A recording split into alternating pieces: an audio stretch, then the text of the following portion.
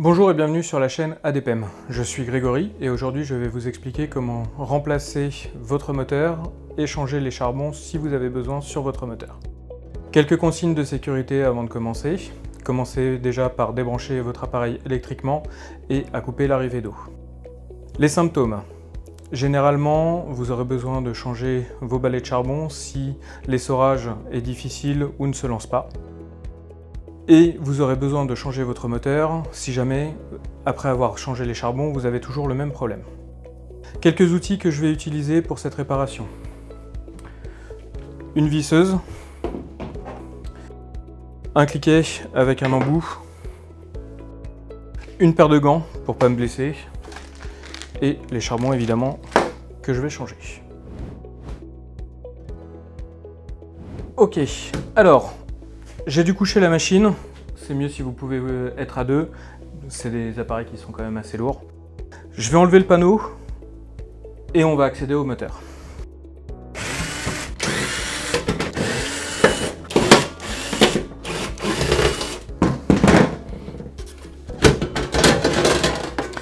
Ok, donc là on a enlevé notre panneau.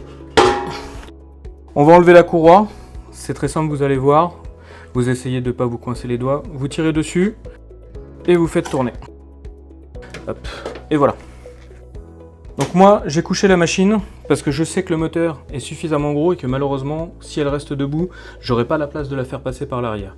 Donc du coup, comme en bas, il n'y a pas de panneau, je pourrais la passer directement. On voit notre moteur. On a deux connecteurs ici et la petite cosse qui est la cosse de terre. Alors, vous aurez peut-être besoin d'un petit tournevis plat parce qu'il y a un petit clip dessus. Hop. Alors, hop, et voilà. Et notre connecteur. Hop. Hop. Et on dévisse.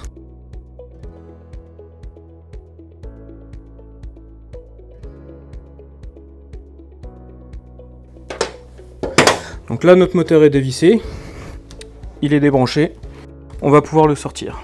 Alors, il est maintenu généralement par 4 ergots. Hop, vous le faites glisser vers l'avant, par l'arrière, et vous le sortez. Ok, donc là on a démonté notre moteur. On voit bien nos deux charbons qui sont ici, c'est les deux pièces noires en plastique. Alors, on va le sortir. Vous pouvez utiliser par exemple un petit tournevis plat pour faire sortir votre cosse si jamais elle a du mal à venir. Là on a eu de la chance, on fait pareil sur le deuxième. Hop, là voilà. Là vous voyez sur le côté vous avez le câble qui permet d'alimenter votre charbon. Vous l'enlevez, comme ça vous pouvez y accéder plus facilement. Là on va le dévisser. Hop. Vous avez deux vis là et en dessous. Allez-y doucement parfois. C'est très serré. Et voilà notre charbon. Hop, on récupère nos petites vis pour pas les perdre. Donc là il est dans son support. Là il n'est pas très bien fixé. Donc là on voit notre charbon. Donc là il a plutôt une bonne longueur. Mais si vous avez moins de 1,5 cm, 1 cm, quand ils sont comme ça, là vous pouvez être à peu près sûr qu'il faut les changer parce qu'il n'y a pas suffisamment de contact entre votre charbon et le collecteur qui est ici, qui permet d'alimenter votre moteur et de le faire tourner. Donc là, comme nos charbons sont en bon état, on va quand même vérifier le deuxième.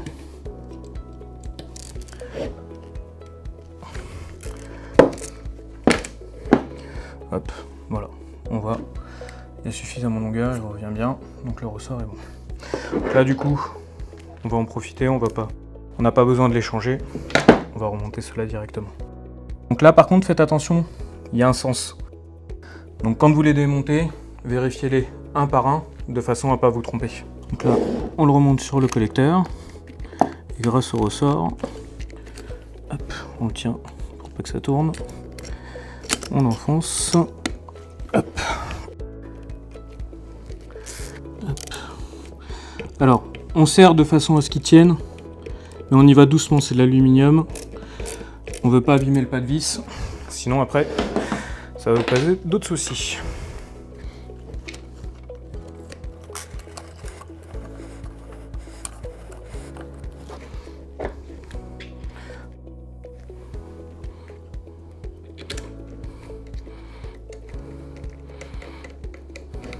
Dès que vous sentez une résistance, vous arrêtez. Ok, donc là, on a revissé nos charbons. On va les rebrancher. Hop.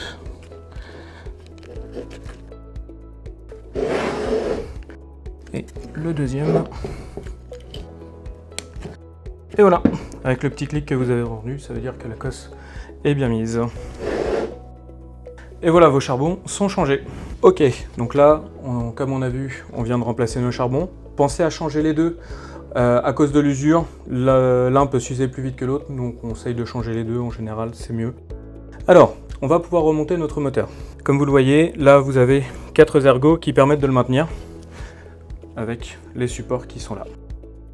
Donc là, on le fait passer. Hop, on passe la poulie à l'extérieur et on le fait venir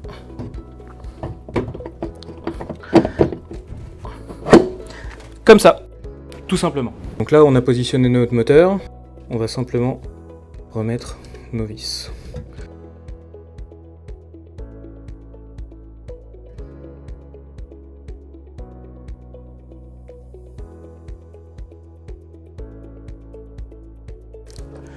Hop, et voilà. On a refixé notre moteur, on va pouvoir remettre le connecteur. Il vient se clipser tout seul. Hop.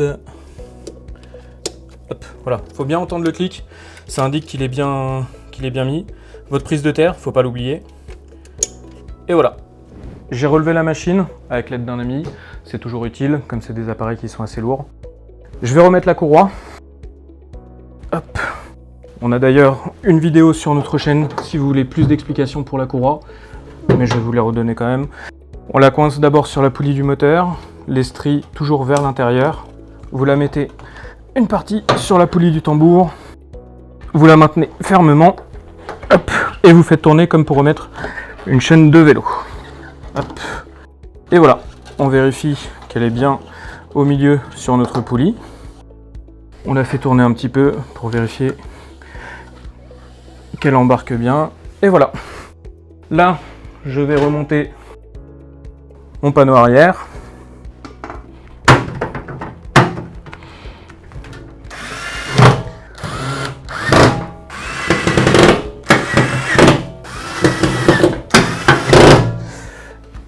Et voilà. Et maintenant, vous savez comment changer votre moteur et les charbons sur votre moteur, sur votre appareil. Si cette vidéo vous a été utile, n'hésitez pas à laisser un pouce bleu. Abonnez-vous à la chaîne pour voir toutes nos vidéos sur comment réparer vos appareils. N'hésitez pas, si vous avez une question, à la laisser en commentaire. Vous trouverez dans la description les liens vers notre site adepem.com pour vous permettre de trouver toutes les pièces qui correspondent à votre appareil. Et à bientôt sur ADPM.